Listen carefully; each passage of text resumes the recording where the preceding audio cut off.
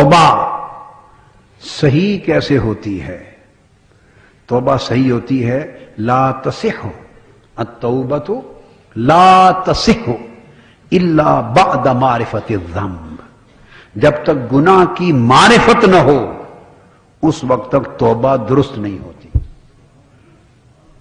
گناہ کی معرفت ہو کہ جو میں نے کیا ہے یہ کیا کیا ہے، آدمی گناہ پہ کنسنٹریٹ کرے، گناہ پر دھیان کرے، کنسنٹریٹ کرے اور گناہ کو دیکھے، وہی ان تنظر الی الذنب الی ثلاثۃ اشیاء، اور گناہ کی معرفت یہ ہے کہ گناہ کے اندر تین چیزیں دیکھے۔ توبہ سے پہلے گناہ کے اندر ابھی ندامت کی بات، شرمندگی کی بات، معافی مانگنے کی بات نہیں، اس سے بھی پہلے اپنے گناہ کو دیکھے اور سمجھے اور گناہ پہ توجہ مرکوز کرے، گناہ کی معرفت حاصل کرے۔ کیسے؟ کہ گناہ کے اندر تین چیزوں کو دیکھے۔ پہلی بات یہ دیکھے کہ اللہ نے مجھے ایمان کے ذریعے میری حفاظت کی تھی گناہ سے، اس عمل سے میری حفاظت اٹھ گئی، میں اللہ کی امان سے خالی ہو گیا، اللہ کی عصمت سے، حفاظت سے، امان سے محروم ہو گیا،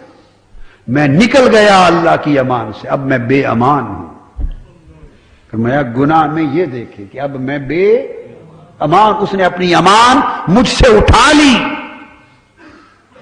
عصمت کی چادر مجھ سے اٹھا لی، حفاظت کا سائبان جو مجھ پہ تنا تھا وہ اس نے اپنے بندے سے اٹھا لیا، اب میں بے امان ہوں، اللہ کی امان جاتی رہی مجھ سے۔ دوسرا یہ دیکھے کہ وہ جو گناہ تھا مجھے اس گناہ میں فرحت ملی، اس گناہ میں فرحت، خوشی ملی، تو اس خوشی میں یہ دیکھے کہ میں کیا کر بیٹھا کہ گناہ اللہ کی مخالفت تھی اور اللہ کی مخالفت میں مجھے خوشی ہوئی، گناہ اللہ کی مخالفت تھی اور اس اللہ کی مخالفت میں مجھے خوشی ہوئی، تو گناہ میں یہ دیکھے کہ میں بے امان ہو گیا اور گناہ میں یہ دیکھے کہ اس گناہ سے میں اللہ کی مخالفت پر خوش ہو گیا، ہائے ہائے ہائے، اللہ کی مخالفت پر خوش ہو گیا۔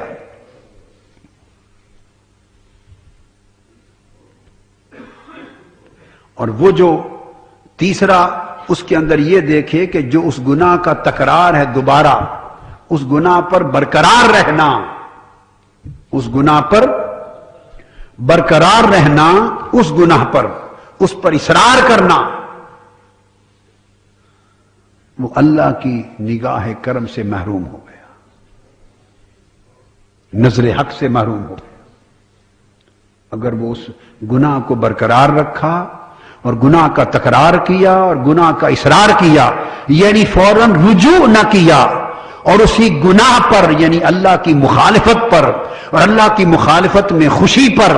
اور اس امان کے اٹھ جانے پر یعنی بے امان ہونے پر اگر برقرار رہ گیا تو مولا کی نظر التفات مجھ سے ہٹ جائے گی، یہ یقین ہو جائے، اسے یہ یقین ہو جائے، اس گناہ میں یہ یقین ہو جائے کہ میں نے روک دیا ہے اللہ کی نگاہ التفات کا راستہ اپنے لیے۔ فرمایا جب یہ تین چیزیں گناہ میں دیکھے گا، کنسنٹریٹ کرے اور ان تین چیزوں کا یقین اپنے اندر جما لے گا، ان تین چیزوں کے تصور میں پختہ ہو جائے گا کہ اپنے کیے ہوئے گناہ کو گویا ایک آئینے میں اس طرح دیکھے کہ گناہ ہے کیا، جو گناہ کیا ہے وہ ہے کیا، وہ گناہ اسے اپنے آئینہ عمل میں، اپنے عمل کے شیشے میں تین چیزوں کی شکل میں نظر آئے، اس کے تین اجزاء نظر آئے۔ وہ گناہ جو ہے جب آئینہ عمل میں، عمل کے آئینے میں دیکھے تو اسے تین چیزیں نظر آئے اور وہ تین چیزیں مل کر گناہ دکھائی دے۔ پہلے یہ دکھائی دے کہ جو عمل میں نے کیا ہے اللہ کی مخالفت کی، اللہ کی مخالفت کی، ایک بات، اور اس اللہ کی مخالفت کی وجہ سے دوسری چیز دیکھے کہ اللہ کی حفاظت کی چادر امان مجھ سے اٹھ گئی، میں اب اللہ کی امان سے محروم ہو گیا ہوں۔ اور اگلی چیز یہ دیکھے کہ اس امان کے اٹھ جانے اور گناہ کے کرنے سے مجھے جو خوشی ملی تھی اس گناہ کے ذریعے، وہ خوشی وہ سمجھ لے کہ میری بدبختی کہ اللہ کی مخالفت میں خوشی ملی۔ مجھے تو چاہیے تھا کہ اللہ کی موافقت میں خوشی ملتی،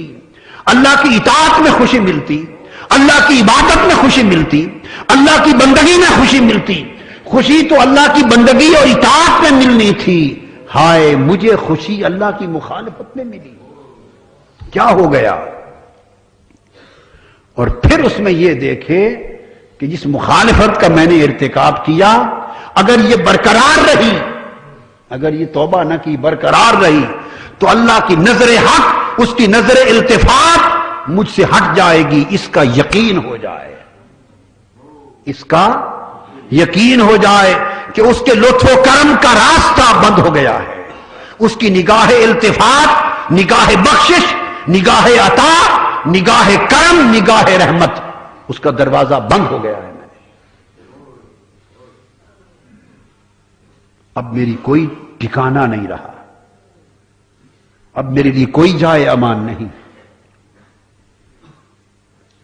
جب یہ چیز اس کو یقین پیدا کر دے تو اس چیز کے یقین ہو جانے کے بعد اس کے اندر از خود ندامت پیدا ہو، شرمندگی پیدا ہو۔ جب وہ ندامت پیدا ہوگی تو اس ندامت سے توبہ کی ابتدا ہوتی ہے۔ بس آج اتنی بات بیان کی کہ آپ اس گناہ کے تصور کو سمجھ کر اس کی گناہ کی معرفت حاصل کر کے شرمندگی تک پہنچے، ندامت تک پہنچے، اور اس ندامت سے توبہ کا دروازہ کھلا، وہ ندامت توبہ بنی۔ اب خود توبہ کیا ہے، ندامت اور توبہ کیا ہے، اس کا مضمون